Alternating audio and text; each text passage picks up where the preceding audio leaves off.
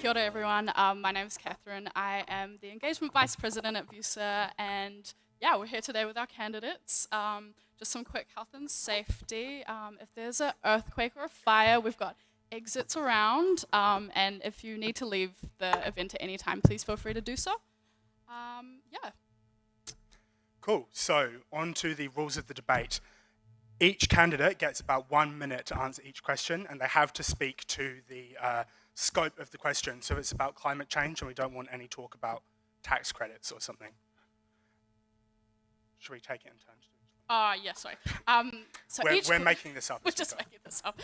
Each question will be followed by a quick fun question, and there may be follow-up questions or bonus questions submitted electronically via Slido, I believe, yep.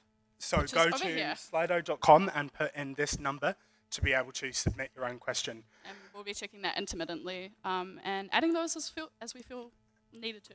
Now, as the MCs, we have ultimate power in the room. So we have the discretion to allow candidates more time if they're saying something interesting. So keep it interesting, candidates. And in terms of timekeeping, we'd like to ask for some audience participation here. So once the minute is up, and if we're clearly don't think they're saying something interesting, then what we need everyone in the crowd to do is start going shh until the candidate sits down, okay? Okay. Everyone want to practice? Yeah. Okay. Is that suitably intimidating, candidates? Cool. Yeah. We can always go with other options if it's not working. Cool.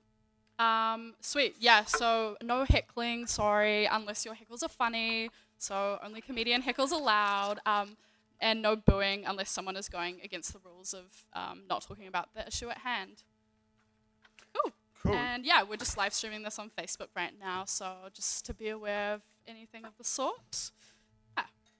So before we get started, we're going to introduce you to a little bit of research that's gone on to come up with the questions and the issues to this debate. So PSA Youth is the youth network of the Public Service Association, which hopefully you know is the largest union in the country, representing 90,000 public servants.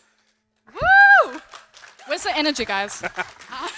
PSA Youth is available for anyone who is under the age of 36 and who is a member of the PSA, but we also offer student membership.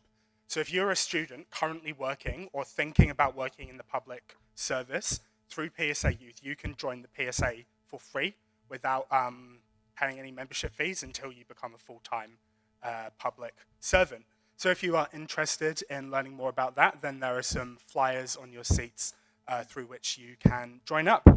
So at the beginning of the year, the PSA Youth surveyed over 1,000 of its members to find out what issues will be most important to young public servants or young people thinking about working in the public service in this year's election.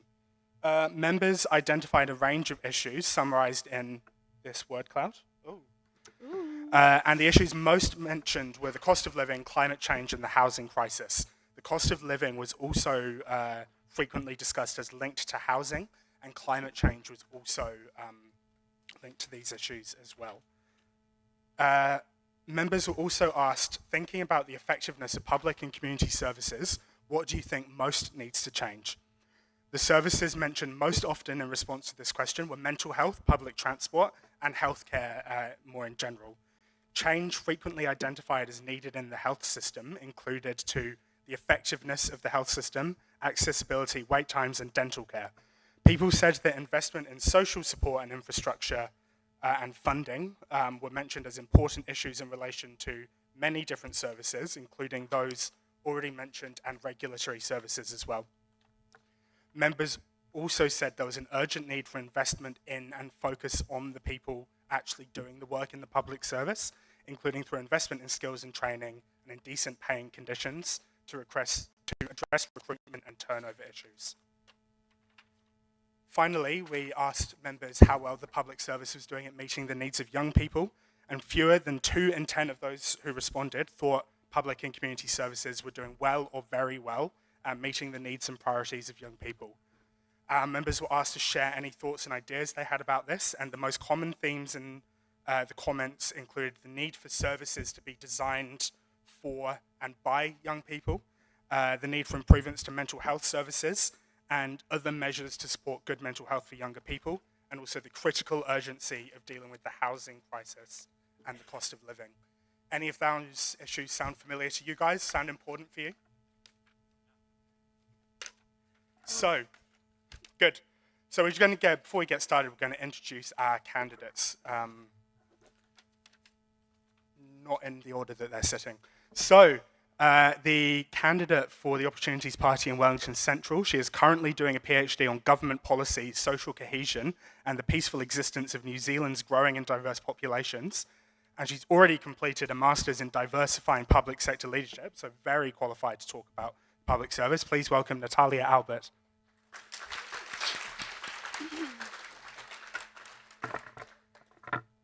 We're just introducing.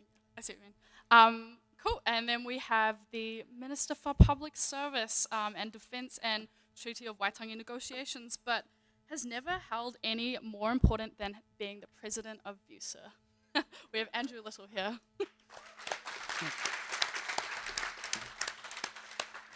And providing more proof that despite whatever you do, all roads lead back to VUWSA, it's Tamitha Paul. And passionate about health, education, defence, sovereign affairs, and putting New Zealand First back into Parliament is the Wellington Central candidate for New Zealand First, Taylor Aniel. Just checking that Takuta Ferris isn't in the room.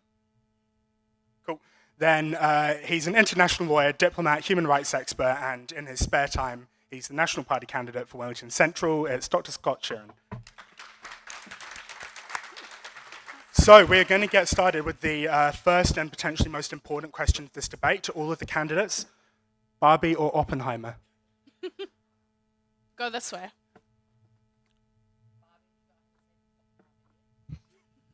I don't have 3 hours to sit in the movies and watch Oppenheimer, unfortunately, but I'll make time for Barbie. Oppenheimer for me, I'm sorry.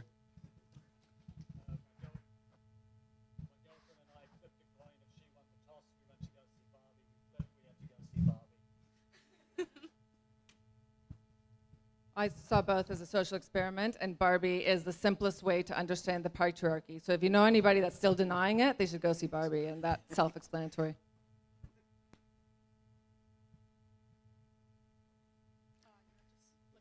Can we get some triaging on the microphones, please?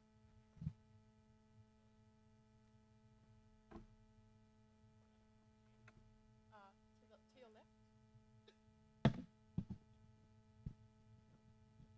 Hello. Yeah. Okay. There you go. I failed the first intelligence test, so there you go. So actually, I took my kids to Barbie. Nice. The correct answer is both.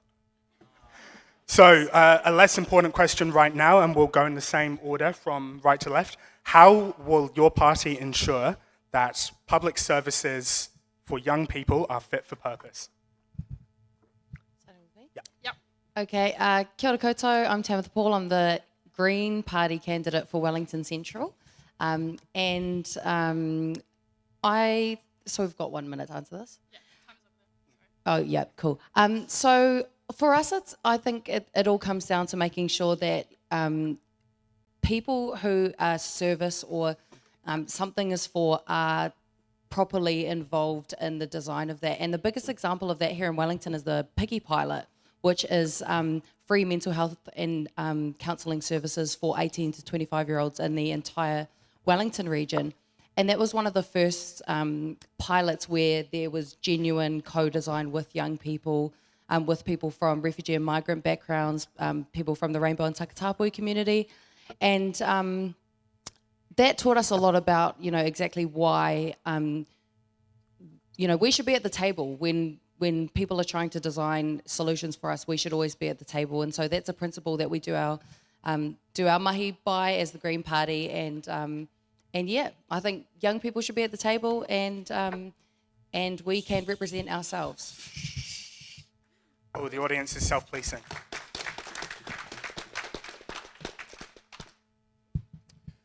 Yes, I agree with Tamitha. As public services, first of all, public services by their nature are for everyone. So they are typically services that have to be accessible to anybody who wants them. That said, it's important also that services are tailored in a way that's relevant to different sort of segments as well. So it is important that young voices are around the table where they need to be. I think of organisations like the Mental Health and Wellbeing Commission, where we made sure that there was a young person's voice on that body because of the demand for support and services in that particular area.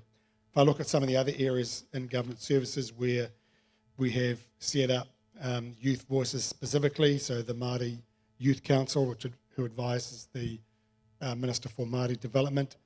Oranga Tamariki has a youth advisory group. You would expect that for an organisation looking after children. The Ministry of Education has a youth advisory group, and so does the Ministry for Pacific People.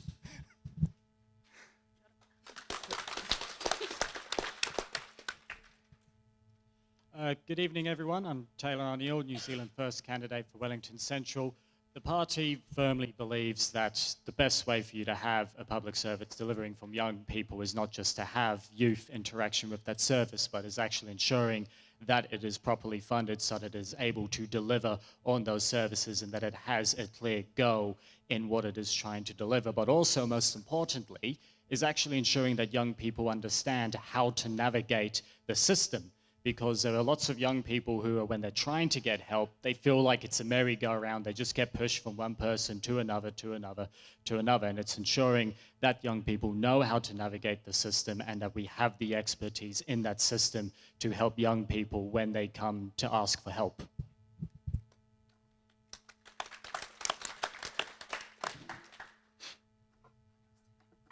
Kia ora, koutou katoa. So I think the key things that need to happen in order for the public service to deliver services for young people are pretty straightforward on the surface, but are actually quite hard to implement. The first is higher quality engagement. So the Minister has already outlined, and Tamitha have outlined, really good examples of ways in which they're doing it in some spaces, right? Targeted sectors, targeted groups, targeted areas. In order for the whole public service to deliver outcomes for young people, the engagement needs to be higher for young people. That means that more funding from the publicly elected officials, so cabinet and ministers, need to go to that. And when they commission the services or the engagement, they need to explicitly say that youth need to be included in that. At the moment, that doesn't happen. At the moment, it's kind of left to each organization to do what they can with the little funding. So Taylor's also right in terms that you need more funding and transparency and accountability and accessibility of the information.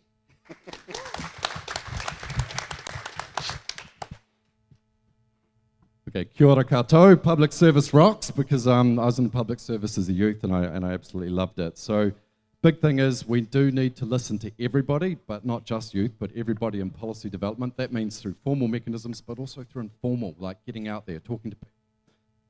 Oh, yep, okay. And I think the other thing for national is social investment, which is a combination of things, several ideas, but you need to talk to people, get out there, use technology. Also, invest in community organisations, which are a big part for youth.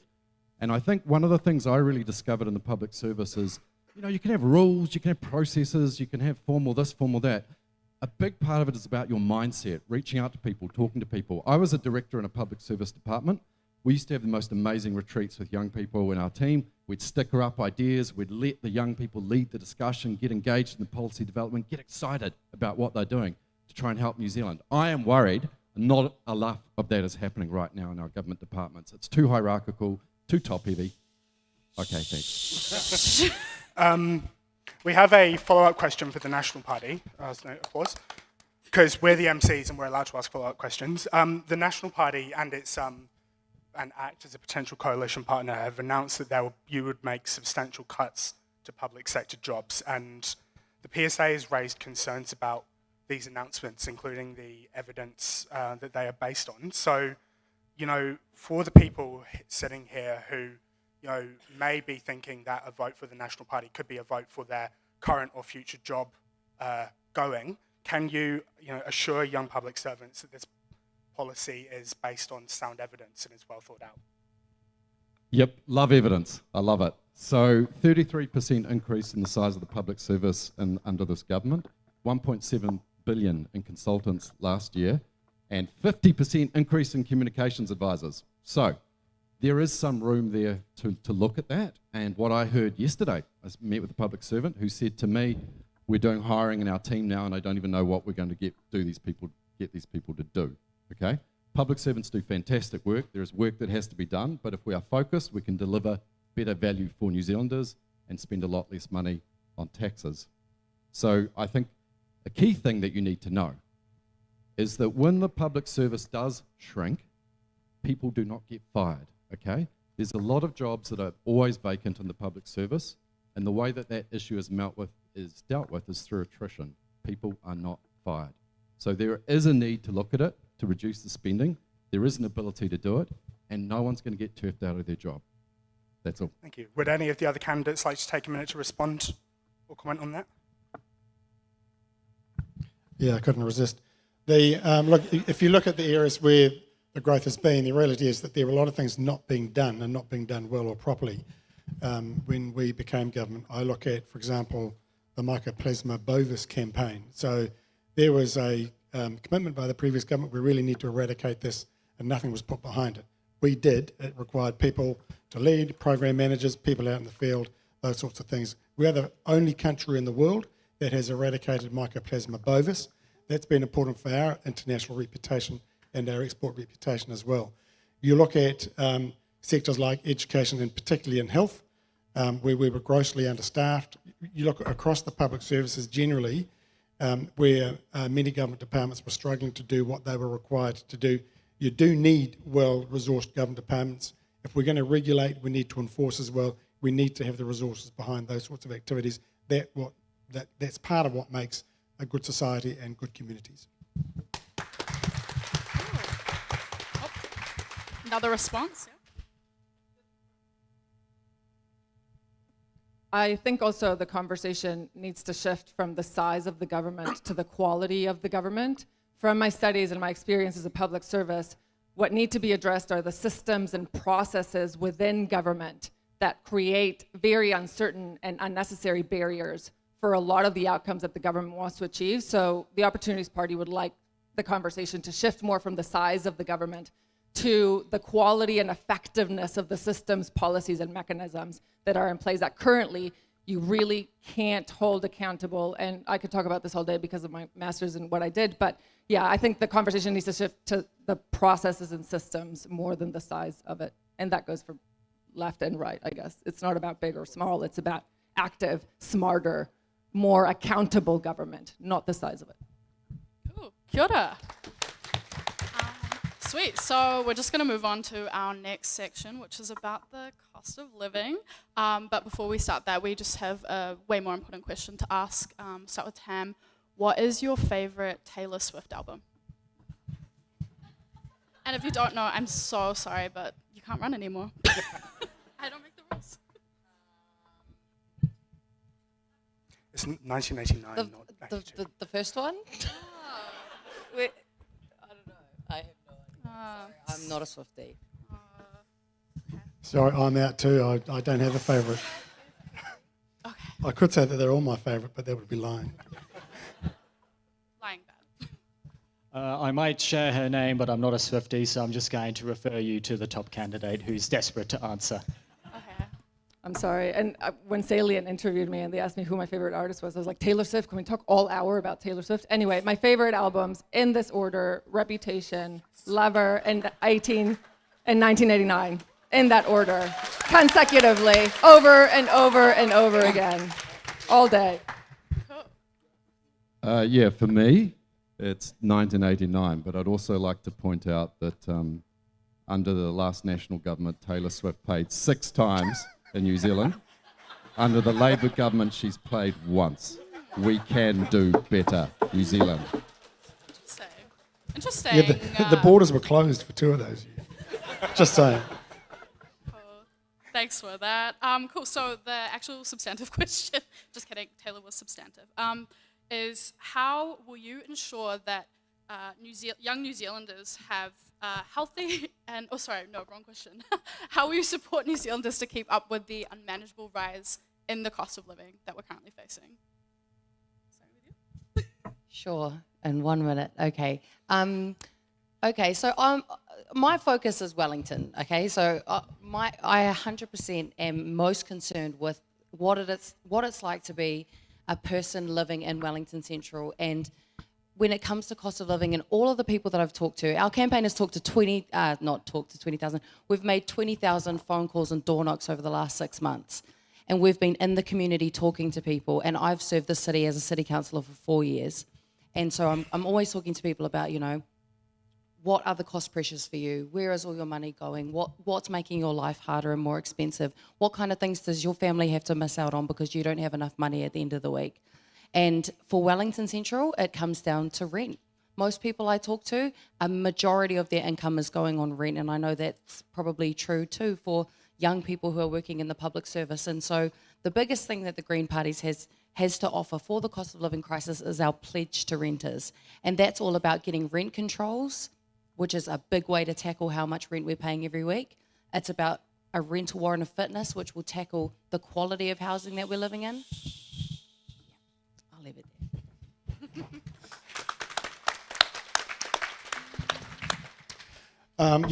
Impact of cost of living has been a big feature of a lot of the policies that we've introduced. So important for us to continue to increase wages.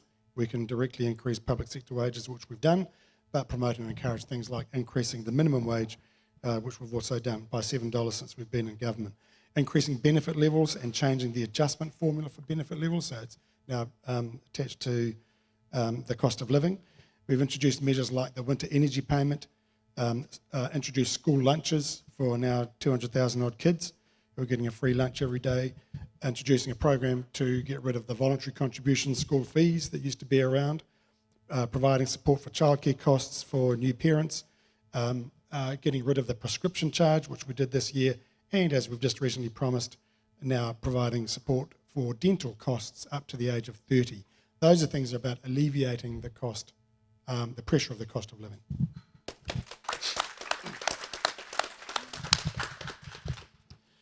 Well, there are two main ways that New Zealand First wants to help tackle costs of living, and the first is removing GST off food with the help of an expert group so that we can ensure that the money ends up in your pockets when you go shopping and it doesn't go into the pockets of the supermarkets to increase their profit margins. The second way that we want to help combat cost of living is actually adjust the tax brackets to inflation, because it is wrong that you can be working more but then you're going up into a higher tax bracket, and so you get taxed more, and then you end up with less money in your pocket. It may not seem like a lot, but it will put more money into your pocket every single week.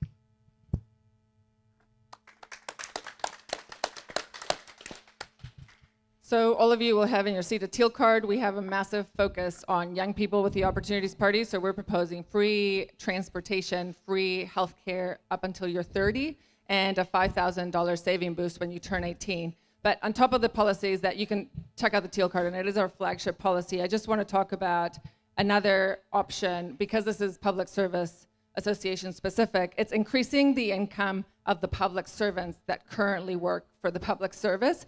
So they have increased the pay gap, but for a certain demographic. We have a massive problem with income for Pacifica women, for example, in the public service. The stats are not there to support that they are earning more and that they're going up and they're getting promoted and they're being eligible and entitled to those roles that earn more. And the Public Service Commission has a long way to go in this space. And again, my thesis, I could talk about this all day, but the Opportunities Party, what they're doing, yes, teal card, tax reform, check out our website. I'll talk about it again in another question. Don't shush me. Okay, bye. Okay, I'll talk about two issues, but I'll start with two stats. So one is that your average household now pays $28,000 more per tax every year under this government. The second one is that we now have had an 84% increase in under 25 people, age under 25 who are on long-term unemployment benefits. So we are talking in national about reducing the tax take back down so that you can have more money in your pocket to actually buy what you need. We're talking about trying to streamline and get our markets going better to make things more competitive and better priced. And I think really the big issue though is that New Zealand is really struggling amongst developed countries. I mean, we have 1% growth next year, one of the worst in the world. We have the worst balance of trade deficit in the developed world. You know, we've got net core crown debt that's gone from 5.4 billion to 75 billion, creating an intergenerational debt. You can't tax your way to a better standard of living. So we have to grow this economy because that leads to money, which leads to public services, which can lead to a better standard of living. Thank you. Awesome. I'm going to actually ask a wee follow-up question on cost of living. So research from Inland Revenue released earlier this year showed the wealthiest 311 families in Aotearoa paying an effective tax rate that's half the rate that the average New Zealander contributes. Does your party consider this fair? And what is your party's proposal for tax?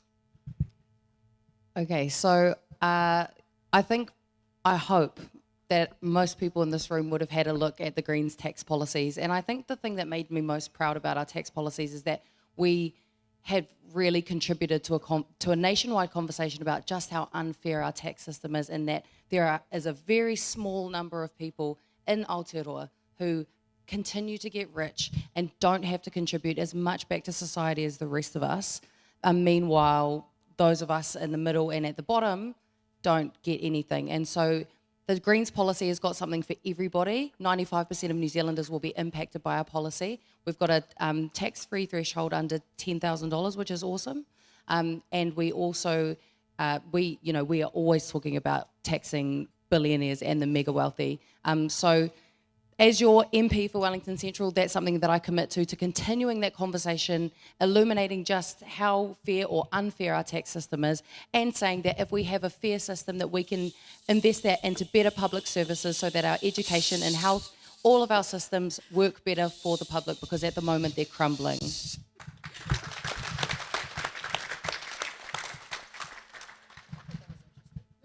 No, that conclusion that study drew is not fair at all.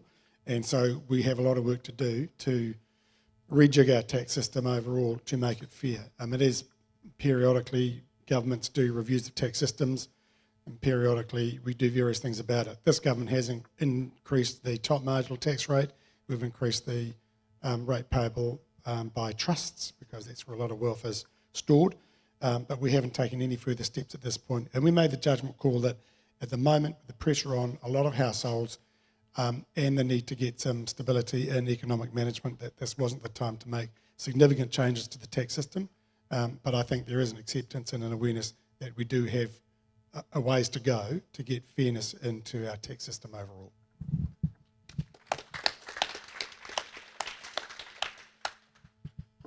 Well, it's a bit difficult because that study that you're referencing, it included capital gains on assets such as property, shares, and even just very valuable antiques, as far as I'm aware. So it's very difficult for you to tax those types of assets, because on a balance sheet they are worth a lot of money, but that doesn't mean you are necessarily going to get that amount of money. And if suddenly the value of it falls, like we have seen lately with housing prices falling, suddenly a lot of investors, they're in trouble. They're struggling to try and pay off any debt that they have borrowed against those assets.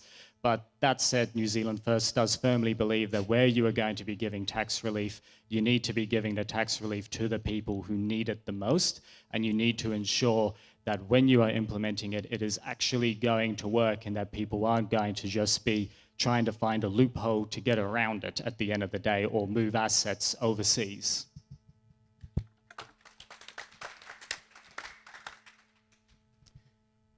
No, we don't think it's fair. We have also, I think, a really comprehensive tax policy that has a $15,000 tax saving threshold. So similar to the Greens, just 15% instead of 10%. And we're proposing a land value tax instead of a wealth tax. The reason we're proposing a land value tax is because we want to address the cause of a lot of the problems and not the symptom. We also think that a wealth tax, it's just easier to move money for wealthy people and to hire accountants and find loopholes than it is a land value tax. So land value tax doesn't move, and it's very tangible and objective. And we think that will also support the housing crisis and the cost of housing, because land is 60% of the value of your property. And so by taxing that, it will devalue the cost. The other thing I will say, and check out our tax calculator, but again, because of the public service, I just want to talk about increasing the income for a lot of the groups that aren't privy to those incomes at the moment, and the discrimination issues, which I can talk about for ages and I won't.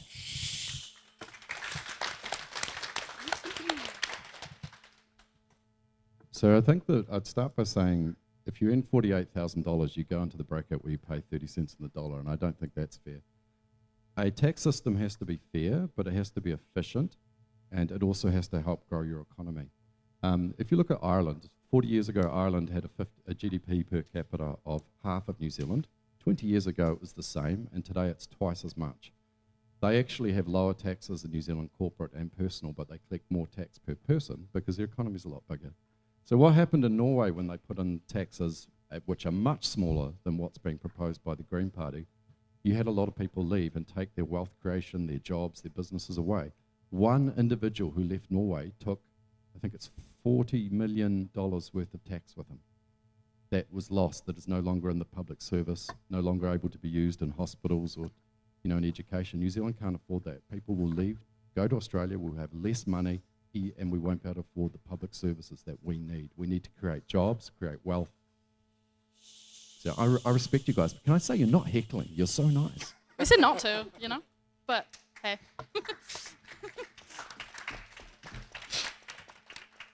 All right, our next question is about climate change, which was the second biggest priority in our survey. Aotearoa has seen enormous waves of support for the rapid transition needed to limit global warming to 1.5 degrees. Tens of thousands of us took to the streets with the school strike for climate. There have been court cases, petitions, and people who have lost homes to climate-induced flooding, urging politicians to reduce emissions and support communities to prepare for the changed climate. What will your party do to rapidly reduce emissions and support frontline communities? So I think the thing that gives me a lot of hope is in the most recent IPCC report, it said that it's not too late to prevent catastrophic climate change, but we need the political will, and we need to get real about financing and how we're going to fund the transition to a zero carbon lifestyle, world.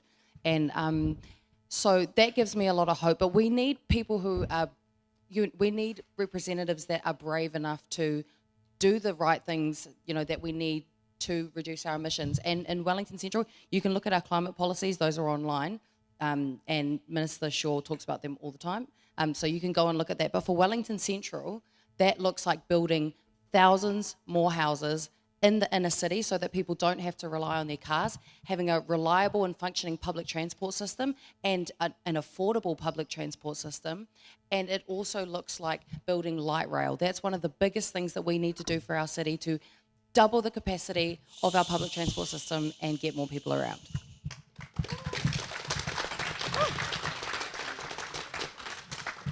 Look, just the events just of this year here and around the world tell us just how important this is. So various things we would do is follow the advice of the Climate Change Commission, the group that we set up, to give independent, objective advice to governments on that. Continue our net carbon zero program across government. By 2025, there will be one coal-fired boiler left in the government. It's going to be at the Burnham military camp. I'm doing my best to see if we can accelerate the removal of that. But it's those sorts of things that are going to make a difference. Continue to electrify the government fleet, and continue the transport options that are going to reduce carbon emissions. So having more public transport, building our roadways to accommodate public transport, including light rail. Yeah, and continue to make it cheaper as we have done. So free for kids, half price for young adults and above.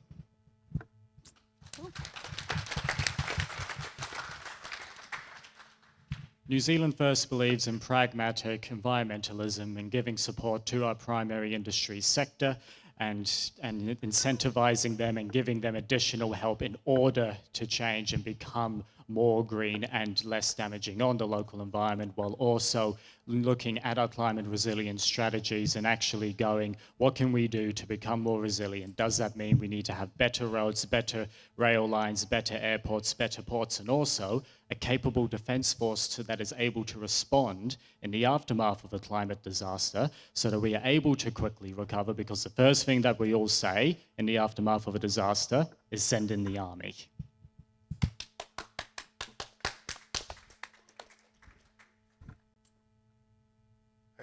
Someone really enjoyed that answer. I didn't see who. That was like a real hectic applause then. Kia ora. We also have a climate change policy that I guess is pretty similar to what Minister Little and Tamitha have spoken about. Obviously, the Greens have been in the space for ages, and we are kind of standing on our shoulders. And our policy, I guess, seeks to improve a lot of the work that they started. So improve the emissions trading scheme by removing the forestry area that we have learned over the past 6 years is creating a cop-out for businesses to actually decarbonize and just plant more trees instead of doing that. We also want to increase the electrifying buses around the country. The difference with us is that we want to fund more buses. So we think that what has been proposed isn't enough, so we want to propose more buses, and we want to strengthen the Climate Change Commission, which, like Minister Little said, they also established, and James Shaw has done a lot of the trailblazing in this space, so I just want to give him the credit that he deserves, because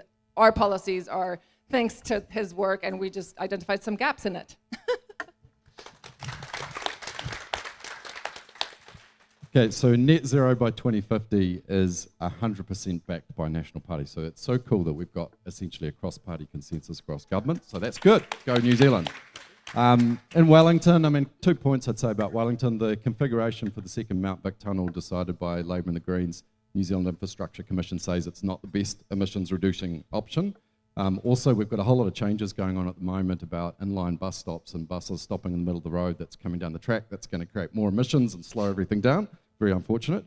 But key thing for National is renewable energy. It's not about demand, it's actually about supply. So Labour's focused on demand, you know, new sort of electric furnaces, but we burnt more Indonesian coal in 2021 than we ever have.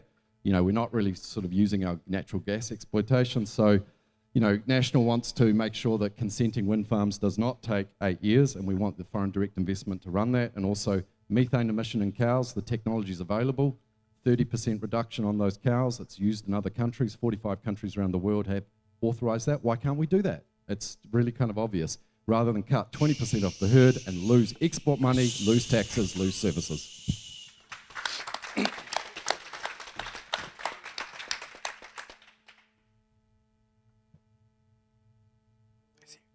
Sorry, just having a moment. Cool, so we'll just move on to the mental health section of our debate. So before that though, we have another fun question, which is if you had to get a tattoo today, what would you get? And yeah, we can sort that out after if you like. Do you already have one? Or yeah, or do you have one that no one knows about? If you don't. Yeah. You can start with Scott, Sharon. It would have to be a picture of Ed Sheeran.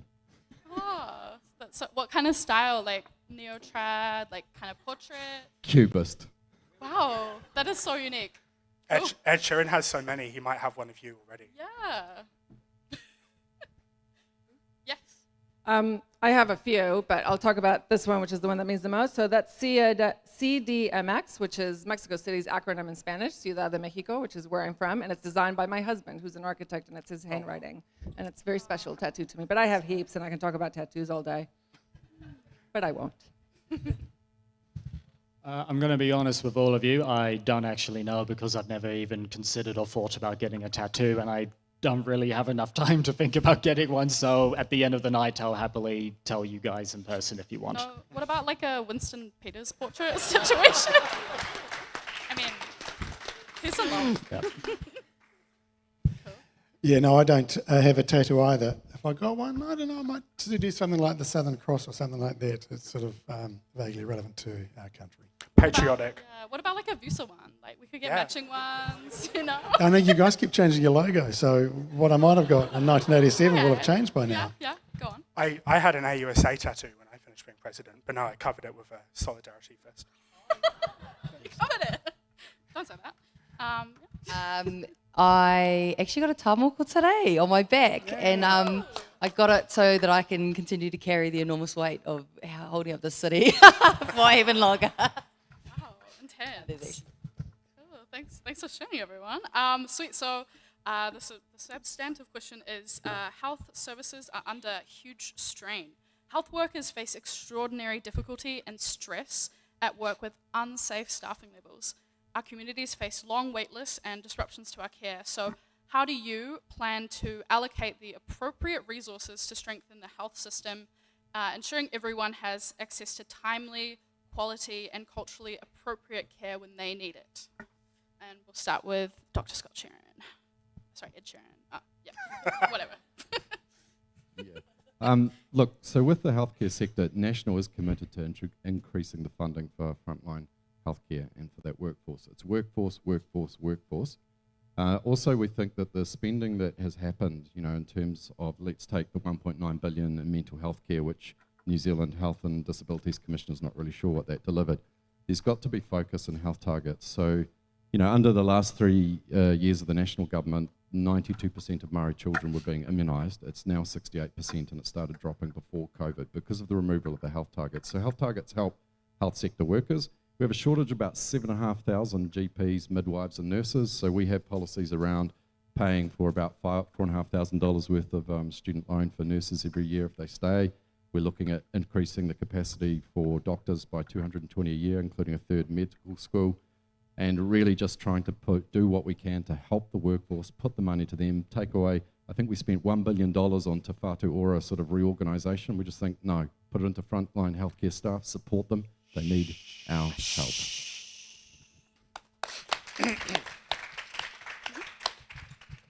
Kia ora. So we just released a health policy recently. So I'm just going to read the things that I think are most relevant, that I like the most, which is support increased funding to the voluntary bonding scheme for nurses, midwives, doctors, and all allied health workers. We don't think this scheme is visible enough for the workforce to access. We think it needs better communication and engagement with the nurses that have access to the scheme, but we think the scheme is amazing. It just requires more visibility and better communication with the sector in order for them to have access to it. The other one is support Te Whatu Ora to provide public GP practices in underserved rural areas. So we're pretty big on decentralizing a lot of these services and also build on what the Greens and the Labour government have done in the space with the making it by Māori for Māori. We want to support that. And my favorite is support further research into psychoactive drugs and mental health treatment. But yeah, check out our policy on our website. And also the Teal card provides free healthcare for under 30s.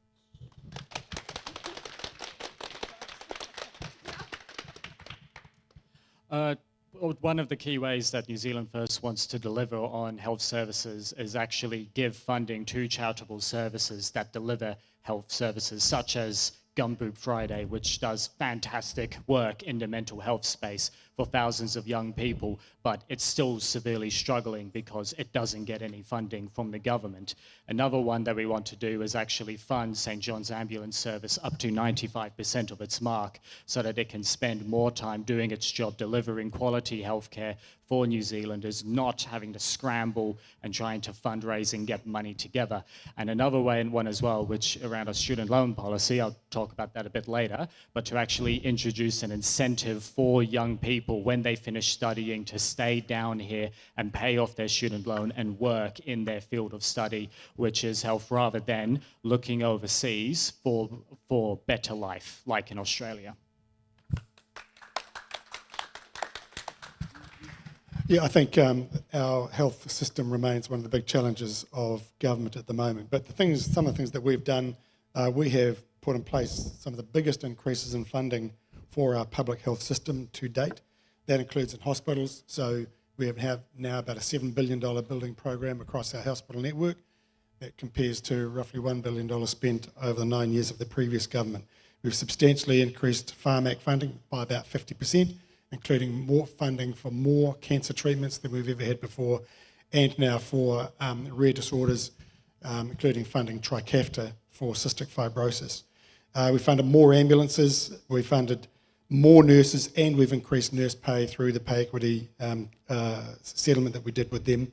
In terms of mental health, we've now added more than 1,000 frontline mental health workers through our Access and Choice program. A lot of that's through primary care. It's also through specific Māori and Pacific health providers and youth health providers as well. We've created the Māori Health Authority and increased funding for Māori health providers, and where our pledge is to put more into dental health care. Cool. So, obviously, I think we can all agree that our healthcare system needs much more resourcing, whether you've spent hours waiting in an emergency room to get, I don't know, a broken arm looked at or something like that, or whether you've talked to somebody, or maybe you are somebody who works on the front line in the hospitals or in the ambulances. It's clear that our healthcare workers are overworked and underpaid. So we've got a whole... You should look at the Greens. If you look up Greens campaign manifesto, you'll see that we've got our policies on there and in great detail about all of these subjects. But for Wellington, the number one thing that I'm hearing from frontline health workers is that they cannot afford to live here. And we actually have services at our hospital that get cut, like bowel screening, cut because the workers that run those services cannot afford to live here in Wellington. So one of the biggest things that we need to do is build a lot more affordable and public housing for students who are studying healthcare, but also for the people working at the hospitals. Cool. Sweet. Awesome. And just a follow-up question about the health system or healthcare in general. So the PSA survey that we spoke about earlier indicates that there is support amongst young people for free subsidised dental care. This is a yes or no question. So will you commit to delivering this? And if not, why not? Yes, we have a policy on this for universally free dental care for people of all ages.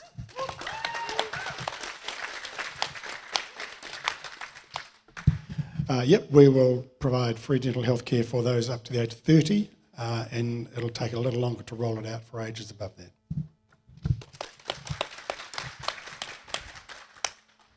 Well, no, because we don't have enough dentists in the country to meet the massive demand that will come about from implementing that type of policy, because there are some people who haven't been to the dentist in over a decade, so they need more than just a basic general checkup. So we are more interested first in training and upskilling more frontline workers in order to deliver on such a policy. And then when we are capable of doing so, then look at doing that. Yeah, the teal card is free dental for under 30. And the reason it's for under 30, a bit different to Minister Little, but it's because we can't afford at the moment, I don't think, and TOP doesn't think, to fund universally, but the UBI is also part of our policy, and that should also help with dental, but it's a huge focus of ours. So for national, our focus is not on dental, on funding dental care. It's really about getting the rest of the health system sorted, because I think it really is in some quite significant strife, but despite the money that's been spent. And I think there's a bigger issue here, because I mean, Labor promised 20 dental mobile clinics in the first year of coming into 2020. They haven't delivered any. It's a no? It's a no, but this Cool. is a Thank really... you. Thank you. I just want to say one thing, because this is important. Okay. This is really important. You are getting... Some people say there's lots more money to spend. We'll find all this money. It's not there. They've been in power for 6 years. They haven't done it because the money's not there. Run on your record, not the promises. So that was some very long yeses and nos, and in the interest of fairness, we're going to give the Green Party an opportunity to do more than a yes or no. Oh, thank you. That's what I get for sticking to the rules. So I think it's an absolute must to have universal dental care, because it's not just about being in pain because you neglect going to the dentist, which 40% of New Zealanders cannot afford to go to the dentist, but it's all of the opportunities that you lose because you're in pain and because you have to miss out on things because you're putting your money there. It's also the confidence that you lose because you feel ashamed because you can't afford it. And I know a lot of you here today would have probably gone to the dentist and got a massive bill, $200 per filling. Sometimes you can go in there and it could be $1,000, and we just do not have that money to pay for the dentist. So that's why we're saying that dental care is a universal good, and it should be provided to everybody, no matter how old they are, where they come from, or how much money they have. Cool. We are going to move on to talk about pay equity, but before we do that, to the candidates, what is the worst job you've ever had, aside from being the leader of the opposition? Yeah, start at this end, at the far end. I'd say the toughest job that I've ever had was I worked in the freezing works, and that really was very physically tough, and I saw people who maybe didn't have other opportunities in their life. And it really made me appreciate, for me, education and what it enabled me to achieve in my life. So I think there's some really tough jobs out there. We've got to respect the people that do them.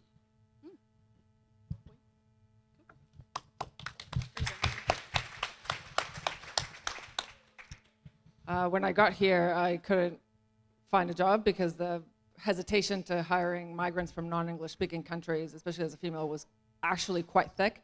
And I ended up parking cars and washing dishes for an organization for a year while my visa got processed, and that was incredibly painful. I wouldn't call it the worst job, but it was definitely at times the hardest job, which was being a runner in Australia for the Australian Open, which involved moving stock in between the stadiums, sometimes in 48-degree heat, and the shifts would be from about 5 in the morning till 7 p.m. at night. And it wasn't the worst job. It did have good moments, but it was definitely a hard job in that heat. I've enjoyed pretty much every job I've done, whether it's digging ditches or grinding worlds on a big building site. The one that I think I learned the most from, and kind of raised my awareness about the difference in kind of wealth, was when I was a security guard at Manor Street McDonald's on a Friday night. And basically the toughest part of it was kicking out the drunken kind of lawyers and accountants at 11 o'clock at night, who would make a menace of themselves and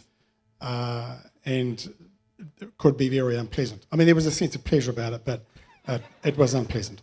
Be careful, there are some future drunken lawyers and accountants. I'm sure I've had many a drunk night at McDonald's in this audience. Guilty.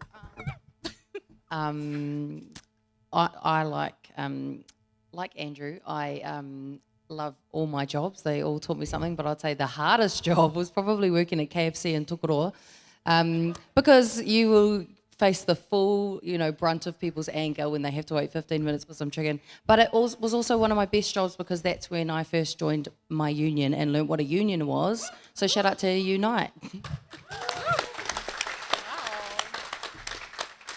All right, so pay equity claims in the public service. We've got a bunch of them, and they are a way to make sure that we are ending gender pay discrimination in New Zealand, and they deliver life-changing pay increases to predominantly female workforces.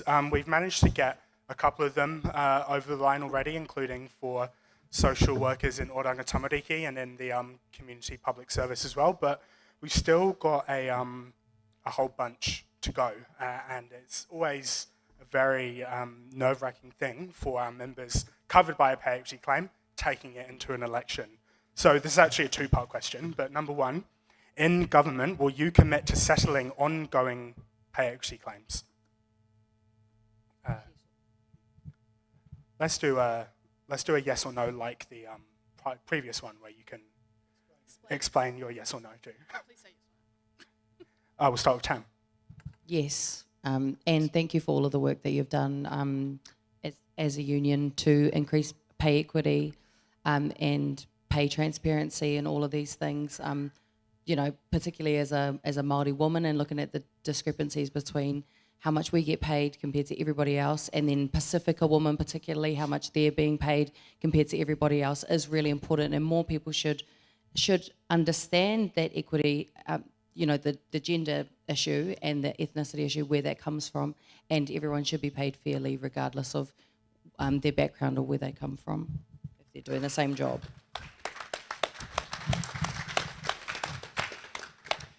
Yes, we will continue our track record of settling pay equity claims. Just for the sake of information, 10 pay equity claims have been settled to date. There are 25 currently in progress, and that includes 9 in the funded or private sector, actually 8 in the funded sector, that's to say government funding to third-party organisations who then provide services, and 1 in the private sector. This is absolutely critical. There is a history to this. The Equal Pay Act has actually been around since 1972, but it wasn't until some litigation taken by a union, then the Service and Food Workers Union, and a law change enacted by this government that actually we've got a pay equity system that now is starting to work and achieve results. We have a ways to go, but we're making good progress.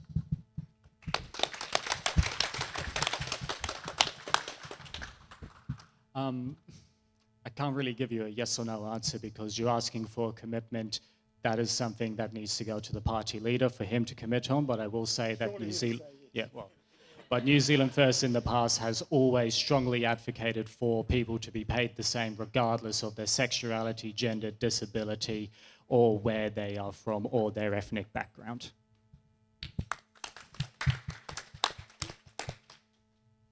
So this is exactly what I've specialized in, so I'm going to try and make this succinct. But pay equity is very important, and of course we commit to it, but as long as the systems and processes to want to achieve this are improved, Pacific women will still be at the bottom of the pay scale within the public service. So one example of one of the processes that needs to be improved based on my evidence, which was a 3-year research where I reviewed 3,500 pages of public policy, specifically to address this, is that the internal complaint process is not only ineffective, but it's institutional violence. It is created to silence the victims that are wanting to raise discrimination complaints and not actually for people to speak up and get warranted. And there's a lot of statistics in my thesis that you can look at in the Vic Uni library. If you just Google diversifying leadership within the public service, all of the recommendations are there. Once I'm done with the election, I will send it to the Public Service Commission and the Minister of the Public Service to make sure that they understand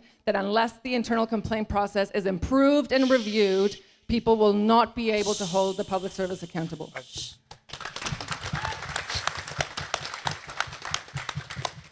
So the answer is yes. National supports the principle of pay equity, particularly in industries which are dominated by women, and we have these historical issues. In fact, I think one of the first pay equity agreements was kicked off in 2017, the discussions under National Party for Support Workers. I actually wasn't really aware how many of these discussions were currently going on within government, which I think the Minister has shared with us. And I think that National certainly, if we are the next government, will be taking those up and looking at them very carefully.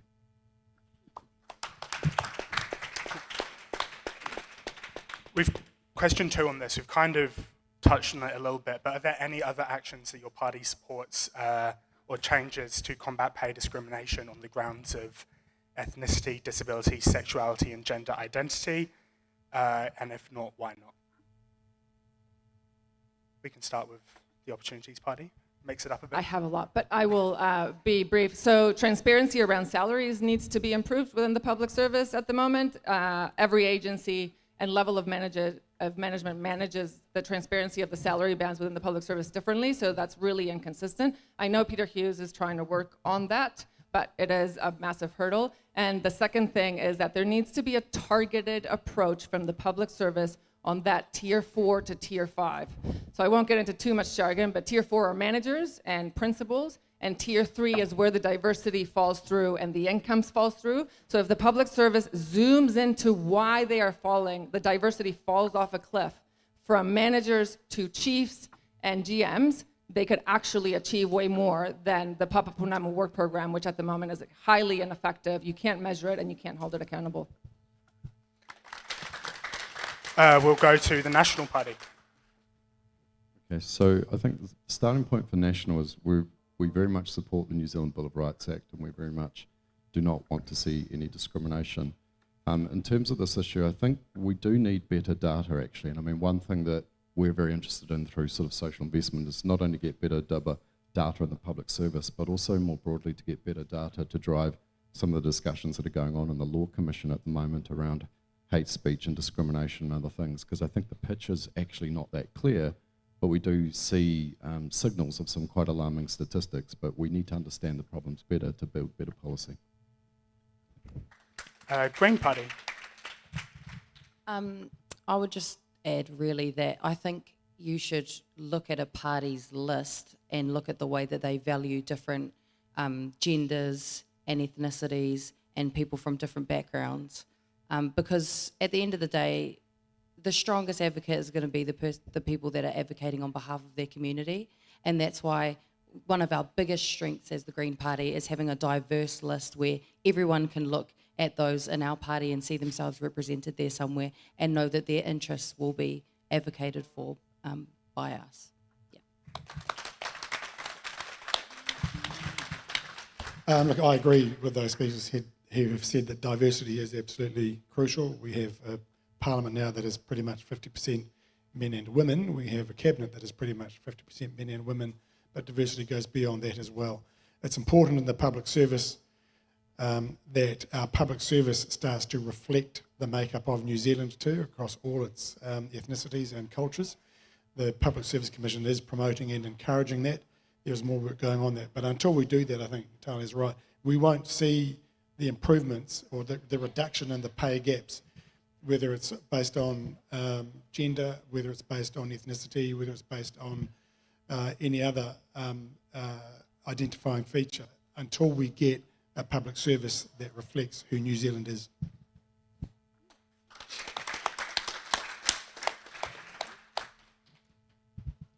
I'm just mainly going to repeat what I said earlier, that the party does not believe in discriminating against people because of their ethnicity, sexuality, or disability, or where it is that they are from, and that we will always advocate against policies that suggest that you should be discriminated upon on those grounds.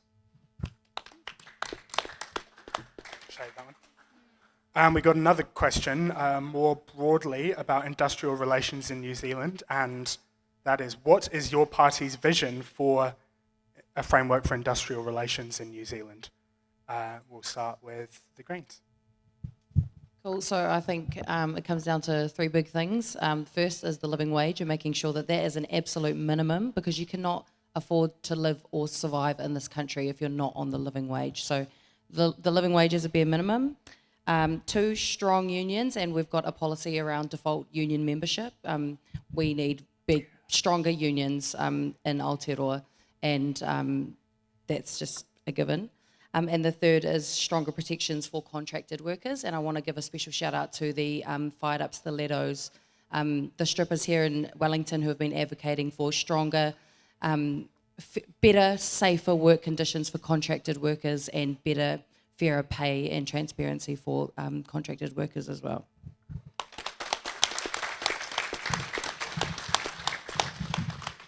Yeah, I think, look, what's important is that those who do the work in the front line get to share in the gains and the benefits and the wealth that's generated. So good union representation, and bearing in mind that for a lot of workers to belong to a union is not that easy when you get, you get prevailed upon, intimidated, threatened. So making sure we have a good bargaining system where unions lead the way and lift wages generally. Also good health and safety, and that's, I think, an area where we're struggling with too at the moment. Make sure there's good health and safety representation in the workplace and good effective enforcement of the rules around that, and effective measures against discrimination, but like we talked about before. But that's got to happen in the workplace, and it's got to come from management, and it's got to come from the workforce at all levels.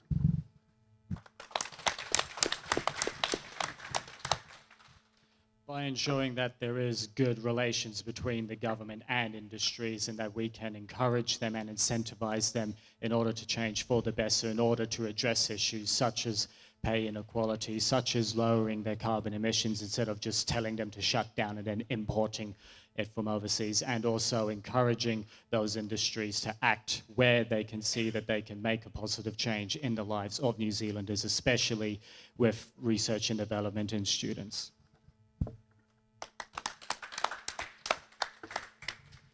So Tam's absolutely right.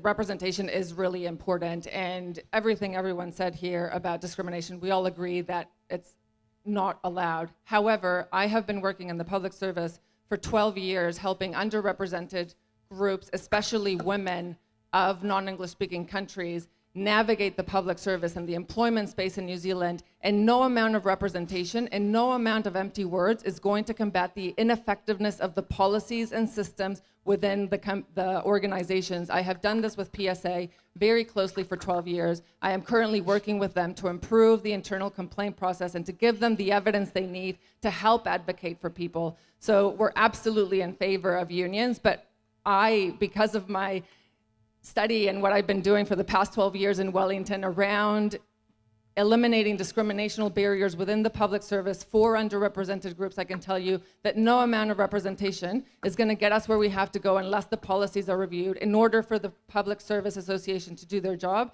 and Pacifica women, who at the moment are the most disadvantaged, have a fair shot at any type of equity within the public service. Okay, so for the National Party, big focus on good work conditions, about flexible and I think good relations between employers and employees. I do think, I mean, this is a bit of a broader point.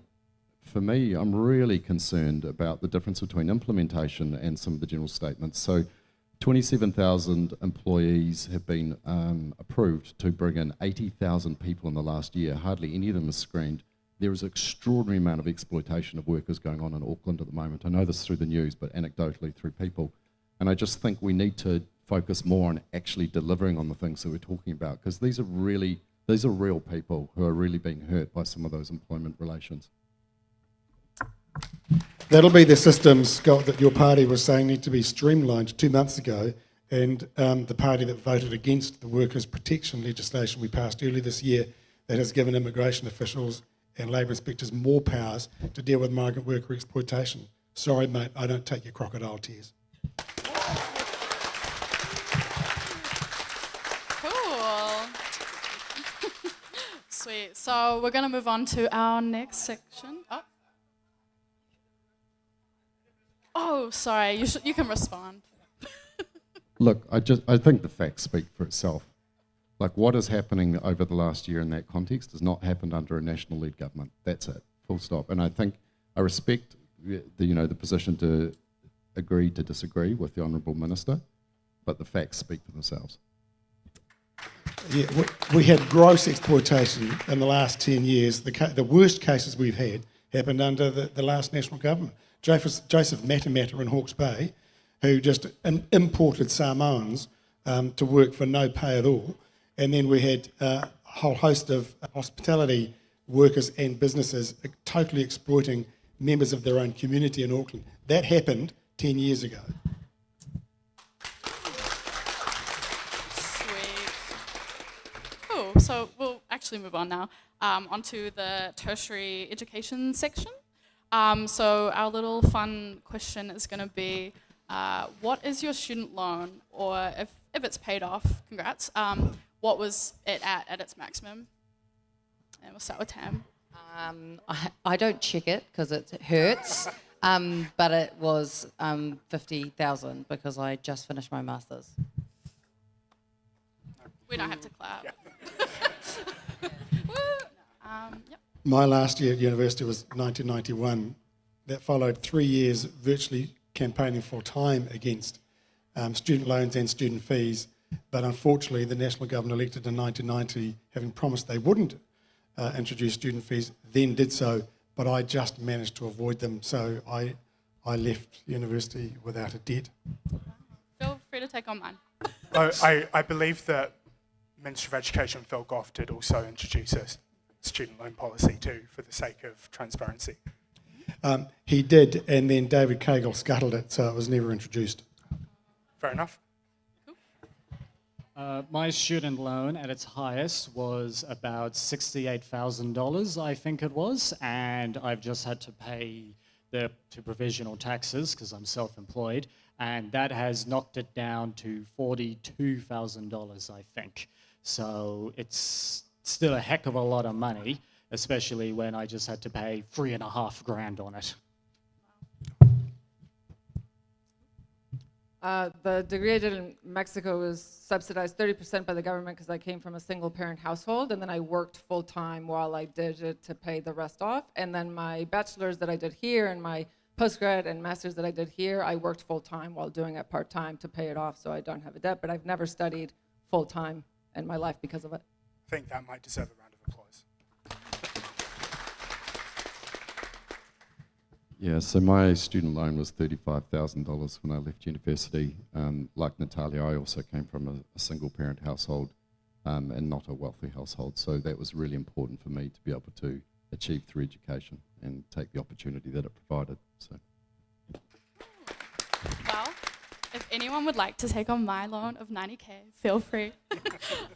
Cool, so this next question is, so according to the People's Inquiry into Student Wellbeing, the cost of rent as a proportionate of income for students living in Wellington is 56%, and about 2/3 of students cannot regularly afford basic necessities as of 2022.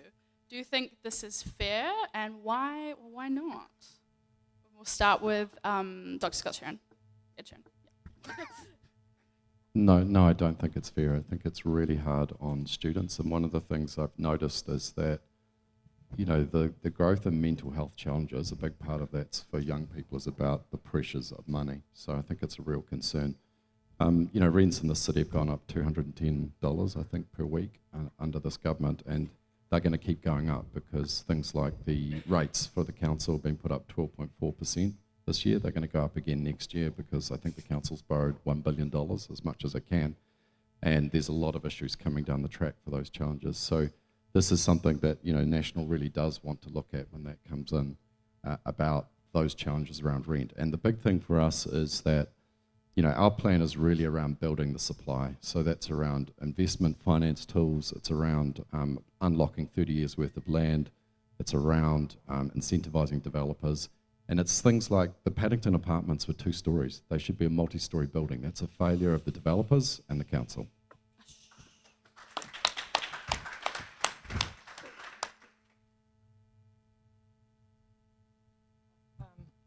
No, of course it's not fair, and so that's why the Teal Card is our flagship policy. We want to make sure that young people and students are supported and provide the free transport and free health care, but also address the settings, address the cause of a lot of these issues. Capping rents or creating registers for landowners isn't really going to address the problem. We really need something that addresses the cause of these issues, and we think that a sensible idea to do this, I'm not saying it's the only one, but a sensible one is the land value tax, in order to shift the burden away from income into property and to reduce the cost of living. But like Scott said before, I think some of these issues require a lot of cross-party solidarity and just a lot of more collaboration between parties to solve, and I think this is one of them.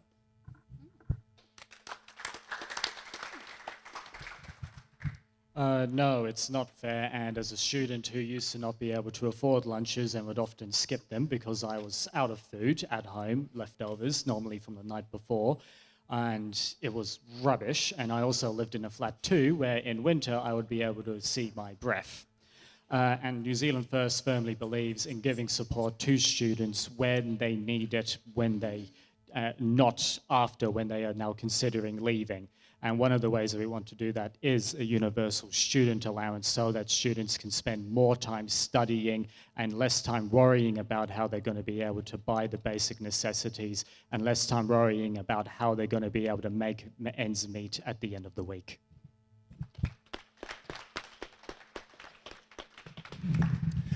No, it's not fair, and look, there's a range of things that need to happen, but there's no substitute for building more housing, more public housing, which is what we've been focusing on for those who are reliant on, for example, the accommodation support grant, get them out of what is currently private housing into public housing, and building more affordable housing too. And part of that is having housing close to transport networks and transport nodes and having high density housing to do that.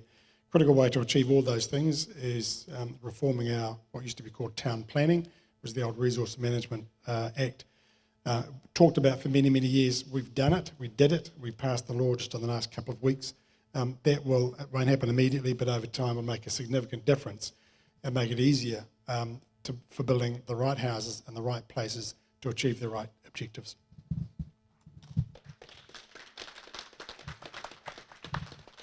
So, if you don't know, I was the president of VUWSA in 2019, and over my time at uni here, I dedicated all my time to advocating against the flats that we have to live in and the cost of living and how expensive it is to be a student in Aotearoa and here in Wellington as well. And it's always horrified me how, as a country, we normalise student poverty and normalise an enormous group of people living in abject poverty, getting sick all the time, all of these things. So the Greens have a policy as part of our tax policy to provide a universal student income to everybody that's studying, including postgraduate students, and that will be $385 a week, and will remove the ridiculous means testing where only the poorest students and the richest students whose parents hide their money in trusts are able to get the student allowance. So we think everybody should get it and remove that administrative burden, and also make sure that people don't have to prove every single year that they're still disabled or that they still have a dead parent, or all of the ways that the means testing system degrades humans.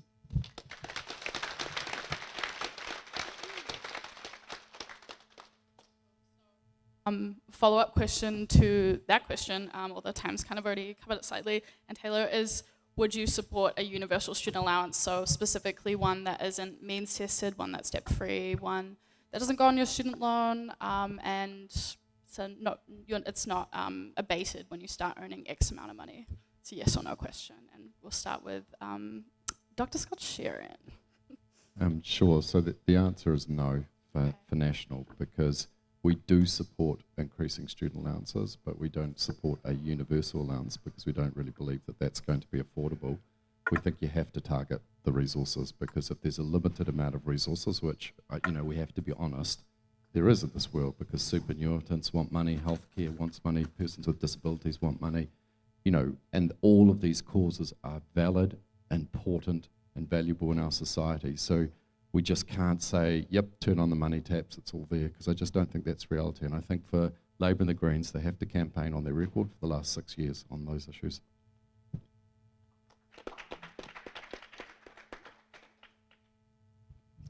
No, we have the teal card, so we think that is going to relieve a lot of the issues and what we keep reverting to. But I do agree with Scott on the fact that universal student allowance at the moment, especially with the struggles of the tertiary education and the funding model and the reliance on enrollments and the reliance on this commercialized model that we have where universities are competing with each other and with the regions, it does seem unrealistic at the moment.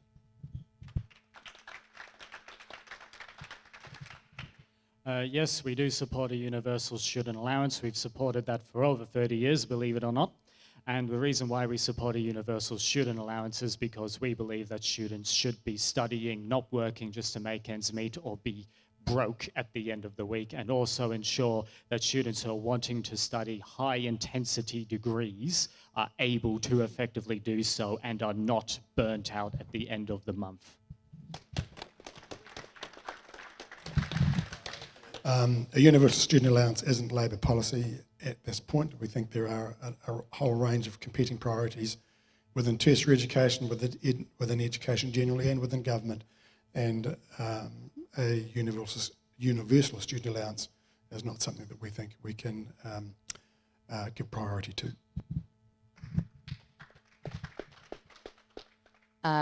Yes, like I said before, but what is a high-intensity degree? Like that, surely that is... Yeah, surely that depends mine on the felt person. really high intensity. Yeah, it's the same sort of mindset, which is why hundreds of papers are getting cut at this university, because somebody somewhere is making a decision about what is and isn't useful in society, and it's bullshit.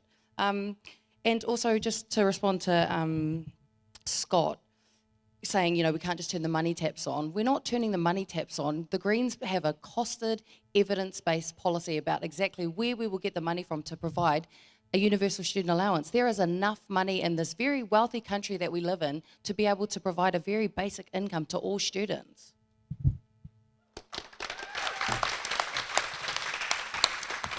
All right, we are on to our last question before we get to the many Slido questions you've submitted. And we wanted to end this part of the debate by giving the minor parties a bit of a chance to have a say. And because having a comprehensive policy platform is all well and good, but in government, it's very easy for the agenda of a minor governing partner to kind of play second fiddle to that of a major party partner. So, for people who might be out there considering voting for not Labour or National, how will the other parties ensure that a vote for you means a vote for a party that will have an impact as a coalition partner? Start with Greens. Oh, cool. So I think if we were to have more Green MPs in Parliament, we would be able to advocate for all of the things that we have been advocating for over the years, and I believe that we would help to bring Labour to the left a bit more, and we would, argue for, accelerating the pace of change. We would argue for stronger climate action, for landlords to not get such an easy ride as they do under both major parties, in my opinion.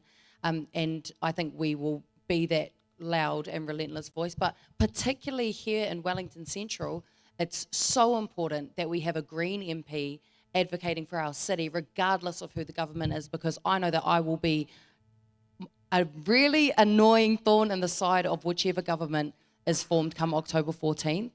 And particularly if there is a National and ACT government, I think it's even more important that we have a really hearty voice that will continue to move our city forward and continue to advocate for more housing, better public transport, and I'll stop.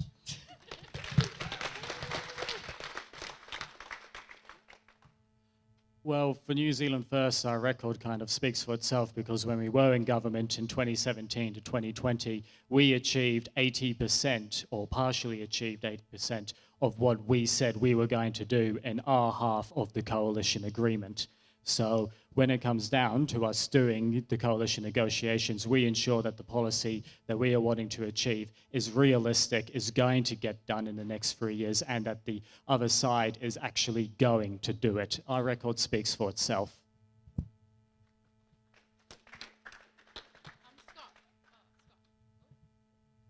Natalia. No, I was going to say, Scott, I saw you shaking your head when Tam was talking, so if you wanted to respond to that, that'd be interesting. Sorry. Oh yeah, Natalia can go first. So sorry. So realistically, the Opportunities Party, RAF is going to win in Ilam, right? And so we're going to get into government like that, or we think we are, optimistically. And then we'll get 1 or 2 MPs depending on our party vote. So realistically, the role we want to play is in the crossbenches, advocacy, right? Decentralize power, mature the MMP system. Personally, I think we're still voting like first past the post. Like, I think we need to evolve our thinking to mature the MMP system, and that involves all of us. It's not just the politicians, but in order to mature the MMP system and reap the benefits of it, so parties like TOP can advocate for causes, we do need to vote differently. And just to give you an example, if a National ACT government go in, you will want a party like TOP to bring them to the left, right? To anchor them and hold them accountable and push for transparency, push for accountability, and make sure that they have to negotiate with other parties that isn't just themselves, because big parties and one big party, we've moved away from that with MMP. So that's my fuel. Yeah, I just wanted to pick up on what Tamitha was saying, that, when you're sitting on the crossbenches in government, you are not in government, if that ends up being the case for the Greens. You will not have much influence over the government policy. If National ends up in government, having a Wellington Central MP who is part of the National Party will allow you more influence in government and the government policies. And one of the things that's really, really important to me, and I mean this very sincerely, is I believe that all people's voices in Wellington Central need to be heard, and all those voices need to be folded into what is taken to Parliament. Historically, we've had Wellington Central MPs who have normally been quite busy people, and they've not necessarily been able to do a lot for Wellington Central. I really think that if I'm in, I will have that opportunity. I will listen to all people. And, I really do understand Wellington Central is a very diverse electorate. I mean, my background, public servant, academic, human rights, I think I'm a good fit for Wellington Central, and I listen to all people, and I think that's important. Okay, we are going to move on to our Slido questions. Thank you for submitting so many. We only have 4 minutes. The first question is also for Dr. Scott Sheeran. Scott, you have impeccable taste in Taylor Swift music, but a related question, how does the National Party plan to support people in a cost of living crisis, while, as Chris Bishop says, public servants will be losing their jobs if they're elected? So I said earlier, it's not true to say that if National comes in, they're going to start firing public servants. That will not happen. It'll happen through a process of attrition and through the job numbers that are empty. But I think what we've really got to understand in this country is that the sort of short-term options of, tax more money and throw it around to try to solve some of the problems, this country is less wealthy than what it was. Real wages have decreased in the last couple of years. Our balance of trade deficit is the worst in the developed world, and they say it's going to be the worst next year. Our GDP growth is one of the worst in the world. This is not, this is very important, because if you want a more prosperous country where there's more tax money, we have to try and build the economy. And I can tell you, from looking around Wellington, there's some incredible businesses, some incredible social entrepreneurs, but they are waiting to be unleashed and supported so that we can actually give you great jobs, great opportunities in your future. I actually just want to push you on that a little bit, because I believe the National Party is talking about 16,000 jobs in the public service, and the ACT Party, obviously not your party, not here, but are talking about cutting up to 50% of jobs at MB. So how do you reach those numbers without making anyone redundant? Well, I'm obviously not going to speak to the ACT policy, but I think the key thing with when you get into government, people, and look, I've worked to ministers directly in New Zealand government of Labour, National, and actually New Zealand First. And look which party I've decided to run for, because I'm 47 years old and I didn't choose to run into politics until recently because I wasn't happy with what I saw. I want to see my children's future improve. The public service is like an aircraft carrier with really cool jets, sort of they fly into the sky and you play great music. But aircraft carriers don't turn around fast, okay? And good public service reform processes are a partnership with the public service.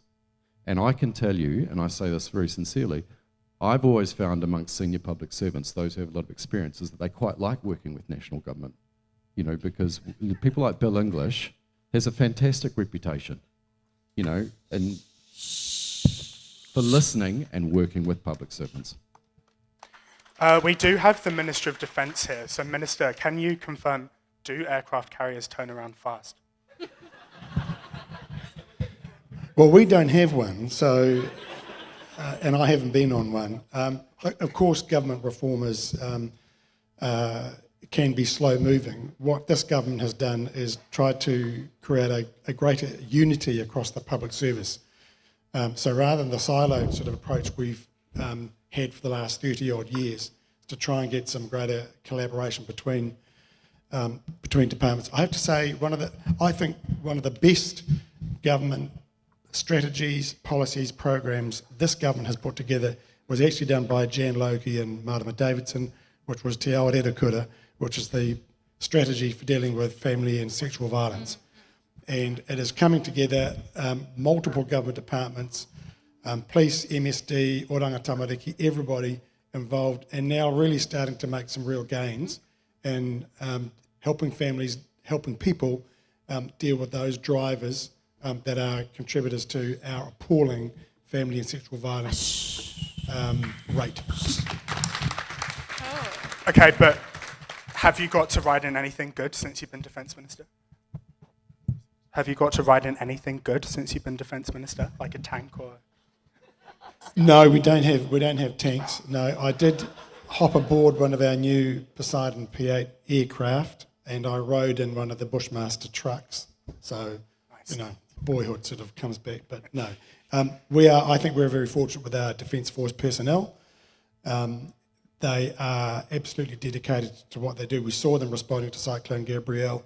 They turn up in around the Pacific Islands, they turn up around the world, that we have an amazing reputation in terms of our partnerships with many other countries. And so it's a great privilege to be Minister of Defence.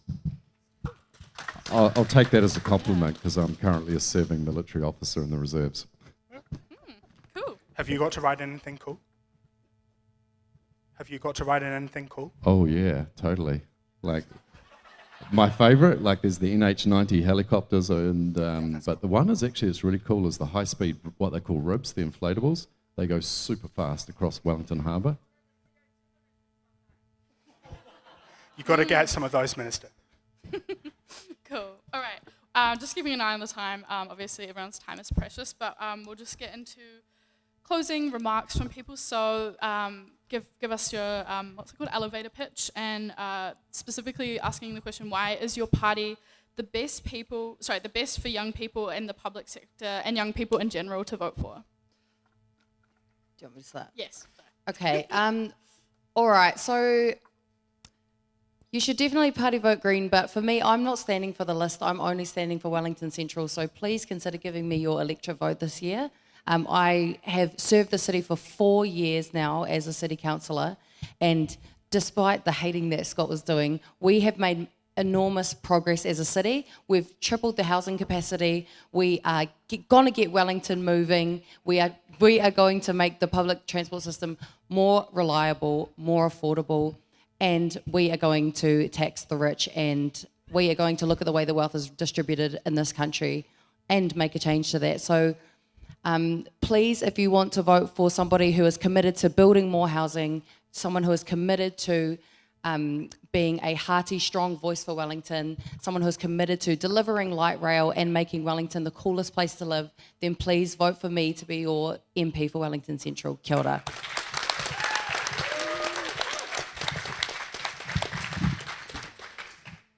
Look, when this government came in 2017, we had a huge number of challenges following years of underinvestment in important public services like health and education. We've started the long, slow process of turning that around, putting in the investment in where it's needed.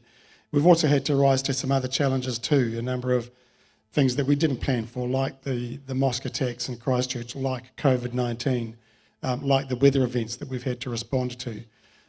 But in addition to that, we've done the hard yards of getting you free trade agreements, doing the stuff that's supporting our economy through the Provincial Growth Fund, admittedly supported by New Zealand First, providing that extra investment in the regions too, to provide opportunities and support there. So the job is not done yet, but we are the party with good partners that will continue to make the difference, continue to make New Zealand the great place that it can be.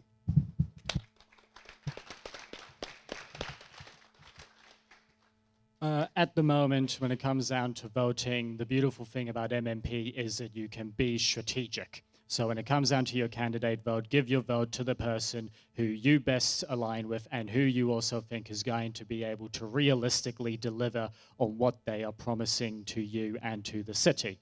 But with your party vote, you need to be strategic and you need to look at what the polls are currently saying, because right now it may not be what you want it to be. So you're going to have to go with the best possible choice. And I can tell you right now, a New Zealand First national government will be 1,000,000 times better for all of you than an ACT national government that will implement hard austerity and a neoliberal experiment that has been tried and failed.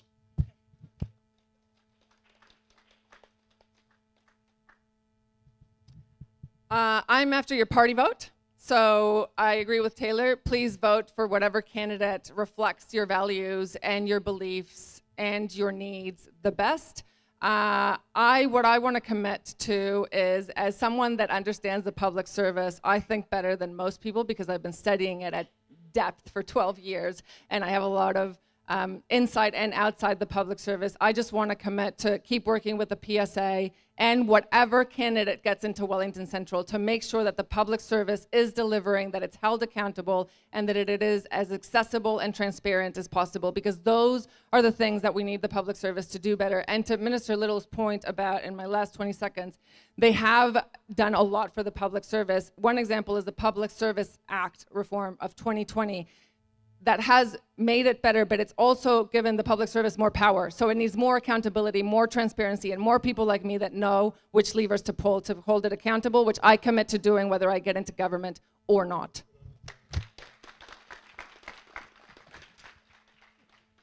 So I think the most important thing I'd say to all the people here is we need better opportunities in our future. We need a better economy to actually fund a country that has prosperity and has great public services. You know, under the last 3 years of the national government, the net migration to Australia was about 500 per year. This year it is 32,000 people, okay? People are voting with their feet because they don't want to stay here. We're at risk of becoming a country which is just for school kids and retirees, that when people are young, there are not wonderful opportunities here. And I think it's really, really serious. Like, that's why I'm interested in running in politics, because I've always been a public servant. I basically helped ministers. So, you know, and I think the final thing I'd say is the Wellington City Council has not built houses. Kāinga Ora has. Wellington City Council's borrowed $1 billion, put up the rates, which is driving up your rents. You know, it's not a success story for a lot of people in this city.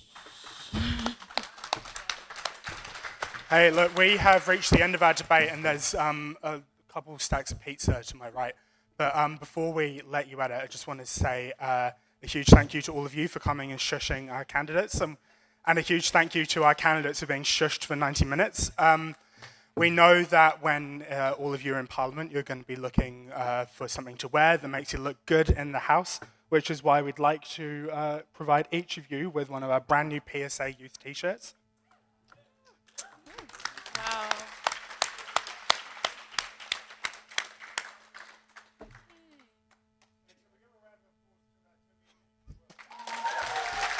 Thanks. Matching tattoo? Matching tattoo. Cool. Awesome. Thanks for coming out, everyone. Go and enjoy some pizza. Tell your mates to vote. Make sure you're enrolled. All that fun stuff. And yeah, have a good one. Cheers.